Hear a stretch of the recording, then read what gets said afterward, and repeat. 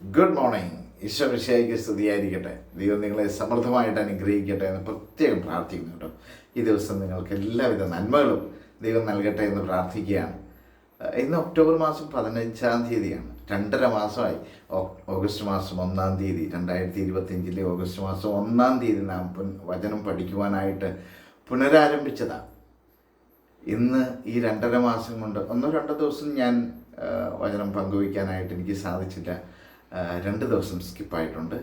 ബാക്കി കുറച്ച് ദിവസം നമ്മൾ വചനം ഒന്ന് ആവർത്തിക്കുവാനായിട്ട്, പഠിച്ച വചനങ്ങളൊന്ന് ആവർത്തിക്കുവാനായിട്ട് ആഗ്രഹിച്ചു. ബാക്കിയുള്ള ദിവസങ്ങളെല്ലാം ഓരോരോ വചനങ്ങൾ നമ്മൾ പഠിച്ചു.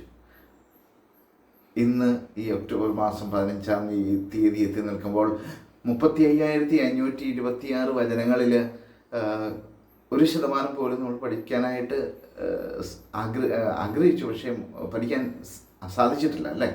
നമുക്ക് 35,526 വചനങ്ങളുണ്ട് വിശുദ്ധ ഗ്രന്ഥത്തിൽ. അതിൽ 1% പോലും ആയിട്ടില്ല. ബാക്കി നമുക്ക് പഠിക്കണം. ഓരോ ദിവസം ഇത്രയും ദിവസം വചനം പഠിച്ചില്ലേ, ഇനിയും ബാക്കിയുള്ള ദിവസങ്ങളിലും നമുക്ക് വചനം പഠിക്കണം. വചനം ഒരു അഭിഷേകമായിട്ട് തീരും. വചനം നിങ്ങളുടെയും എൻ്റെയും ജീവിതത്തിൽ വളരെ അഭിഷേകമായി തീരും. സൗഖ്യം നൽകുന്ന വചനങ്ങളാണ്, സമാധാനം നൽകുന്ന വചനങ്ങളാണ്.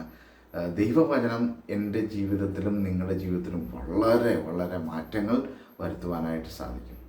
ദൈവം നിങ്ങളെ സമൃദ്ധമായിട്ട് അനുഗ്രഹിക്കട്ടെ. So smile and start your day with Jesus. ഈ എപ്പിസോഡിലേക്ക്, ഒക്ടോബർ 15 എപ്പിസോഡിലേക്ക് നിങ്ങളെ സ്നേഹത്തോടെ സ്വാഗതം ചെയ്യുന്നു. ഞാൻ സിബി വർഗീസ്. ഇന്നലെ പഠിച്ച വചനം October 14 the book of wisdom chapter 16:12.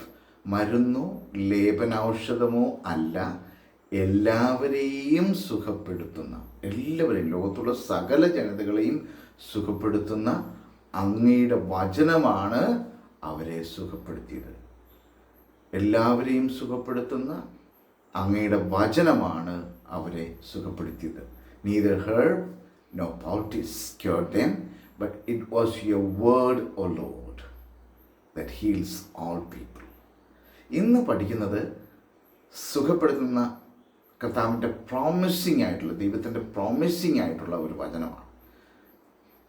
അത് പുറപ്പാട് പുസ്തകം, അതിൻ്റെ പുറപ്പാട് പുസ്തകത്തിൻ്റെ 15-ാം അധ്യായത്തിൻ്റെ 26-ാമത്തെ വചനമാണ്. ശരിക്കും ദൈവം തന്നെ നമ്മോട് പറയുകയാണ്, I am the lord who heals you. ഞാൻ നിന്നെ സുഖപ്പെടുത്തുന്ന കർത്താവാണ്.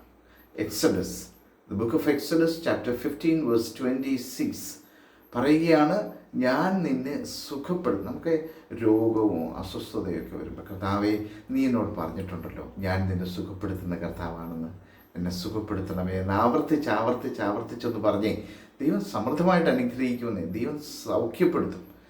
കർത്താവേ നീ എന്നെ സുഖപ്പെടുത്തണമേ, നീ എന്നോട് പറഞ്ഞിട്ടുണ്ടല്ലോ, വചനത്തിലൂടെ പറഞ്ഞു ഞാൻ നിന്നെ സുഖപ്പെടുത്തുന്ന കർത്താവാണ് പറയുകയാണ്. Exodus chapter 15:26. I am the Lord who heals you. ഞാൻ നിന്നെ സുഖപ്പെടുത്തുന്ന കർത്താവാണ്. ഈ വചനം മറക്കരുത് കേട്ടോ, ആവർത്തിച്ച് പറയണം. ഞാൻ നിന്നെ സുഖപ്പെടുത്തുന്ന കർത്താവാണ്. കർത്താവേ നീ എന്നോട് പറഞ്ഞിട്ടില്ലേ ഞാൻ നിന്നെ സുഖപ്പെടുത്തുന്ന കർത്താവാണെന്ന്, എന്നെ സുഖപ്പെടുത്തണമേ എന്ന് പ്രാർത്ഥിക്കാം. എൻ്റെ വിവിധങ്ങളായ മേഖലകളിൽ നിന്ന് എനിക്ക് സൗഖ്യം തരണമേ പ്രാർത്ഥിക്കാം അല്ലേ.